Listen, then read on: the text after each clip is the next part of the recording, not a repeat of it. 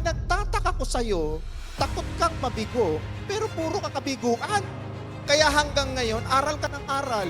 It's time na i-apply mo yung mga natututunan mo sa buhay mo. Dahil panahon na ngayon na ikaw naman ang umahon at umasenso. Panahon ngayon na ikaw naman ang makakapag-provide sa pamilya mo. Panahon ngayon na ako naman, bigyan mo naman ng halaga ang sarili mo. Tanggalin mo yung takot, umpisahan mong maniwala. God has planned to prosper you, not to harm you. Yun ang plano sa'yo. Tanggalin mo yung takot, umpisahan mong maniwala at umpisahan mong sumampalataya. Kasi bakit? Kaya ka nagiging stagnant? Masyado ka ng maraming iniisip sa buhay mo.